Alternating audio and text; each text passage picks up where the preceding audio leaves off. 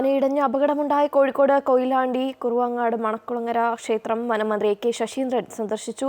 ക്ഷേത്ര കമ്മിറ്റി അംഗങ്ങളുമായി മന്ത്രി ചർച്ച നടത്തി. വളരെ ദാരുണമായ സംഭവമാണ് ഉണ്ടായതെന്നും നിയമം ലംഘിച്ചതാരായാലും അവർക്കെതിരെ നടപടി സ്വീകരിക്കുമെന്നും മന്ത്രി പറഞ്ഞു. ക്ഷേത്രം ഭാരവാഹികൾ മനഃപൂർവ്വം ഉണ്ടാക്കിയ അപകടമല്ലെങ്കിലും സർക്കാർ നിയമ നടപടിയുമായി മുന്നോട്ട് പോകും. ഇൻഷുറൻസ് ഉൾപ്പെടെ ലഭ്യമാക്കുന്ന കാര്യത്തിൽ മുഖ്യമന്ത്രിയുമായി ചർച്ച നടത്തുമെന്നും മന്ത്രി പറഞ്ഞു. നാടിനെ ഒരുപോലെ ഞെട്ടിച്ചതുമായ വലിയ ദുരന്തത്തിനാണ് ഈ പ്രദേശവും ക്ഷേത്രവും സാക്ഷ്യം വഹിച്ചത്. മുമ്പൊരിക്കലും അങ്ങനെയൊരു അനിഷ്ട സംഭവം ഇല്ലാതിരുന്ന ഒരു പ്രദേശവും ക്ഷേത്രവുമാണ്. അതുകൊണ്ട് തന്നെ ആ നടുക്കം, അതിൻ്റെ ആഘാതം വളരെ വലുതായി ജനങ്ങൾക്ക് അനുഭവപ്പെട്ടിട്ടുണ്ട്. വേണ്ടത്ര ശ്രദ്ധ കാണിച്ചു എന്ന സംശയം ജില്ലാ ഭരണകൂടവും പ്രകടിപ്പിച്ചിട്ടുണ്ട്. ഇതിൻ്റെ എല്ലാം അടിസ്ഥാനത്തിൽ നിയമപരമായി നടപടികൾ സ്വീകരിക്കാനാണ് സർക്കാർ തീരുമാനിച്ചിട്ടുള്ളത്.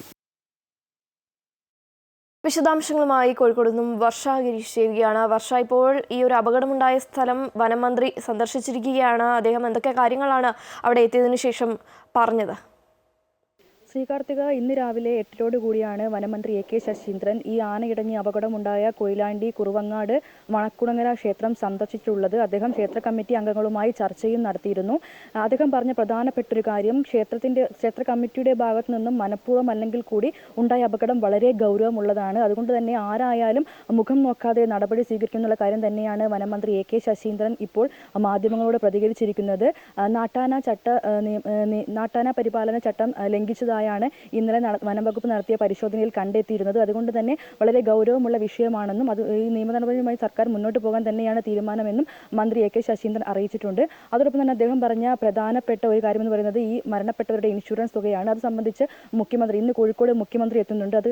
അതുകൊണ്ട് MLA മുഖേന, കാനത്തിൽ ജമീൽ MLA മുഖേന മുഖ്യമന്ത്രിയുമായി കണ്ട് ഈ ഒരു കാര്യം ചർച്ച ചെയ്യുമെന്നുള്ള കാര്യം കൂടി മന്ത്രി കെ ശശീന്ദ്രൻ അറിയിച്ചിട്ടുണ്ട്. എന്തായാലും വളരെ ദാരുണമായ സംഭവമാണെന്നും ഈ ഒരു അപകടം ഉണ്ടായ പശ്ചാത്തലം എങ്ങനെയാണെന്നുള്ള കാര്യങ്ങൾ കൂടുതൽ പരിശോധിക്കുമെന്നുമാണ് മന്ത്രി അറിയിച്ചിട്ടുള്ളത്. ഈ വെടിക്കെട്ട് മൂലമാണ് അപകടം ഉണ്ടായതെന്നുള്ള കാര്യം പൊതുവെ പറഞ്ഞിരുന്നു. അതുകൊണ്ട് തന്നെ ജില്ലാ മോണിറ്ററിംഗ് കമ്മിറ്റി കാര്യത്തിൽ വിശദമായ പരിശോധന നടത്തുമെന്നും ശേഷം കൂടുതൽ കാര്യങ്ങൾ വിലയിരുത്തുമെന്നുമാണ് മന്ത്രി അറിയിച്ചിട്ടുള്ളത്. എന്തായാലും നിയമ നടപടിയും മുന്നോട്ട് പോകാൻ തന്നെയാണ് സർക്കാരിന്റെ തീരുമാനം. കാരണം അത്ര വലിയ ഗൗരവമുള്ളൊരു സംഭവമാണ്, നാടിനെ നടുക്കിയ സംഭവമാണ്. നിഷ്പക്ഷമായ ഒരു നിയമ നടപടിയുമായിരിക്കും മുന്നോട്ട് പോകുക എന്നുള്ള കാര്യം മന്ത്രി അറിയിച്ചിട്ടുണ്ട്.